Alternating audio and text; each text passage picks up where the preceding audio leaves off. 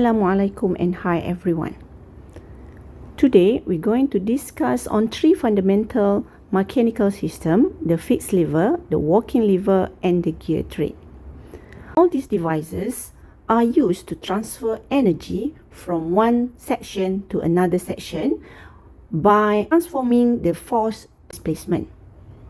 In order to use the equation here, we need to use the assumption that the inertia and friction effects are small and neglected. First, we have a fixed lever.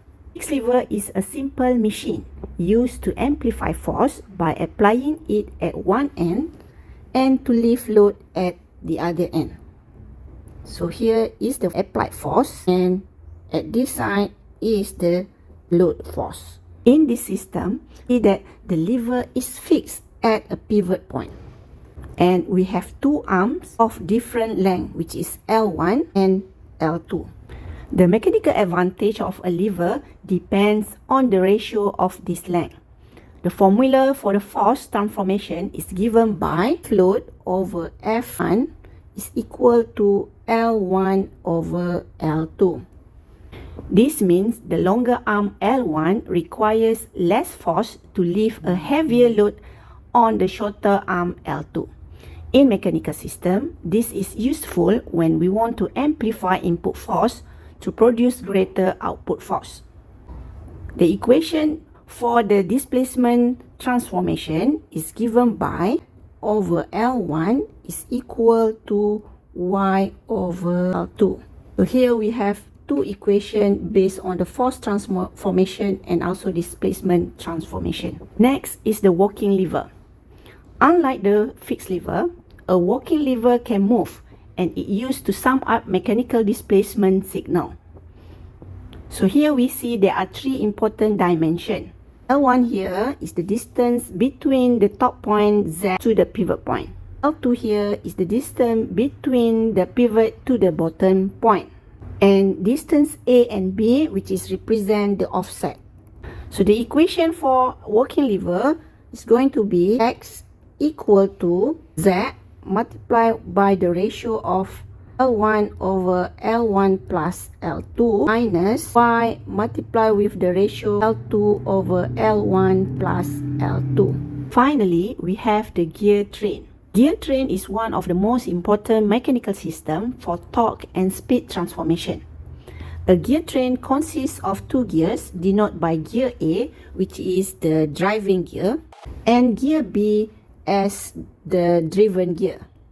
Each gear has a different radius, which is RA radius. We also can define the characteristic of the gear by the number of teeth, which is NA. As for the variable, we have velocity or speed, which is given by omega and theta. And also we have the torque, which is given by tau A or tau B.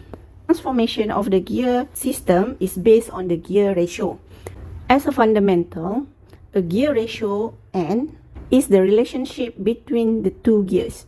The gear ratio is defined as the ratio between number of teeth on the driven gear and the driving gear. Therefore, we can write gear ratio N is equal to number of teeth of driven gear, which is NB, divided by, and A is the driving, B is the driven. Or we can also write in terms of radius. So here we're going to have RB equal to RA. Looking at the gear ratio, we can see that if the driving gear has a fewer teeth than the driven gear, it will need to rotate more times to make the driven gear complete one full rotation.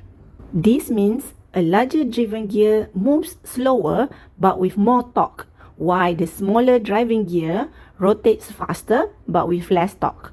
Another way to think about the gear ratio is in terms of angular velocity, which is the rate of rotation. The driving gear angular velocity or speed will be higher if it is a small radius or fewer teeth. So in terms of gear ratio, will be based on the omega of driving over omega of driven. So in this case, we will equal to omega A over omega B. Or we also equal to theta A over theta B. Last one is the torque. It's the rotational force applied by a gear. When you increase the gear ratio by using larger driven gear, you increase the torque on that gear. So therefore, gear ratio based on the torque is torque driven divided by torque driving, also equal to tau B over tau A. Therefore, gear ratio is all about balancing speed and torque. A smaller driving gear gives you speed, while a larger driven gear gives you force or torque.